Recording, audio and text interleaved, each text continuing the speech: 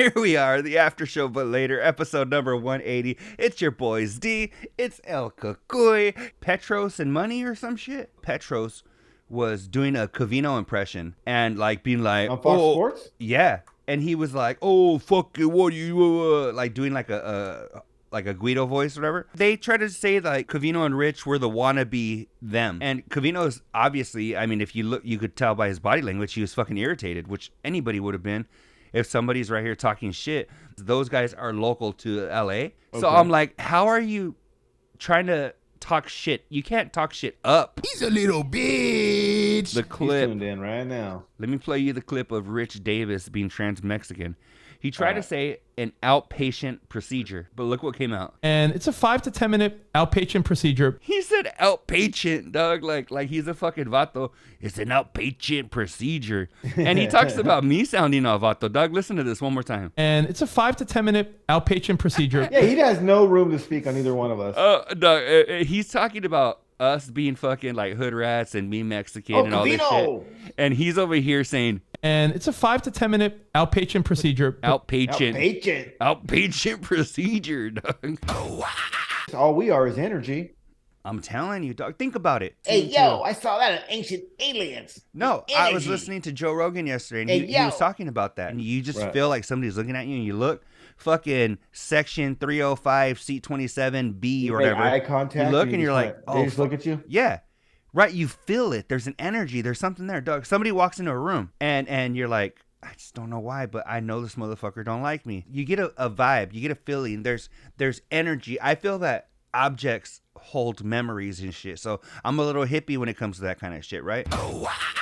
Dog, I couldn't stop laughing when Covino said that he was chilling with the Vatos in the dark because the power went out. It made me laugh because it was the perfect description when he said they're old vatos, but they're trying to kind of give good advice to the kids and shit. Like there's that the little homie that was in there talking about scissor and shit and fucking smoking weed, and they're like, "Hey, little homie, you can't be doing that shit."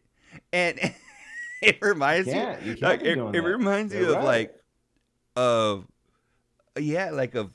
of family and friends that I know that live a certain lifestyle, and they're like. But at the same time, you don't want the next generation to be fucked up either. You know what I'm saying? So you are going to be like, nah, fool, live your life for real. Be straight. Do your shit right. Go to college. Well, you gotta give them the game, bro. And that way, at least you told them. You know what I mean? You got to that's where I think right now, like if you listen to a lot of the OG rappers, that's where these young cats are fucked off is that none of the OGs gave them the game or they didn't want to take it and listen. They thought they knew everything because of the internet. And so none of these traditions and morals were passed down. So it's like you need the OG saying, hey, man, you know what? That could ruin the rest of your life. You trying to get money or spend money? Mm-hmm. No, and you need someone saying that. That's why I thought it was cool because I go, oh, it was like a real moment where, they talk about, boxing and shit. And, these fools are smoking, they're getting tuned in and shit. And then, but with the little homie, they're trying to, all right, at least I did my part. That's how I think they're doing, Well, and it is your part. If you could say one sentence that saves someone's life, why wouldn't you do it? And it might not. You can't have the expectation that you know everything and you're out there saving everybody, but you got to give them the game. At least spill it for a minute or two, and if they don't pick it up, that's on them.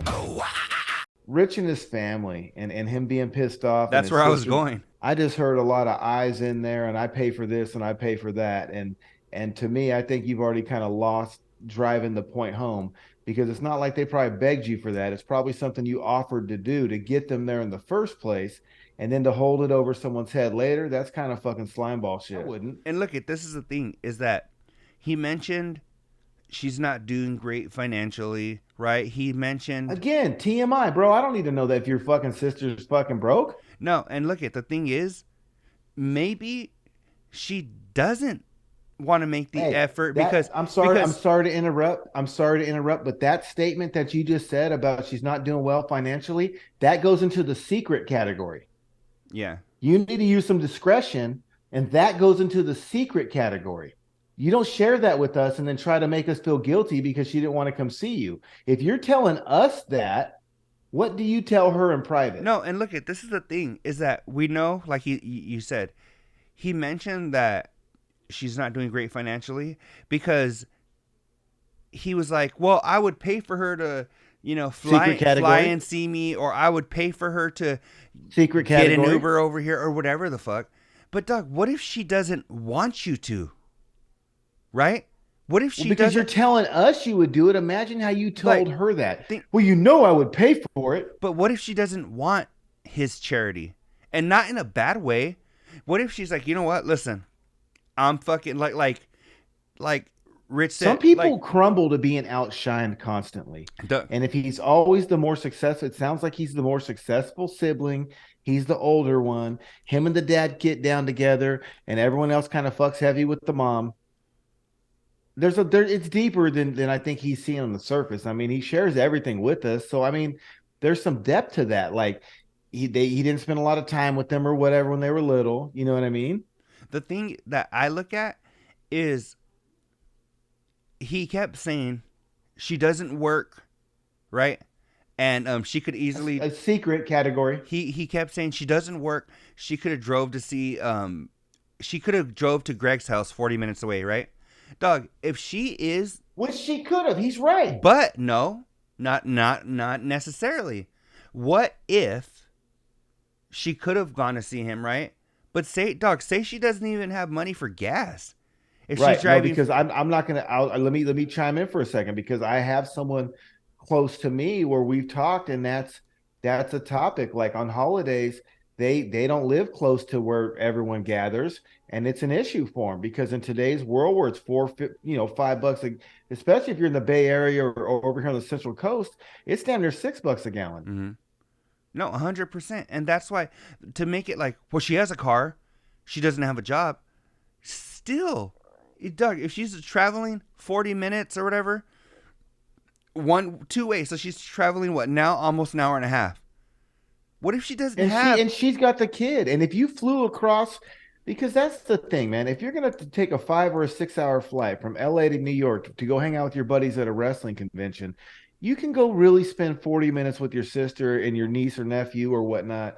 If you really just get the car, you don't got to wait for an Uber. Be a grown man. Rent a car like we used to do. Rent a car, go see her, drop it off when you're done. If you really wanted to see her, you'd do that.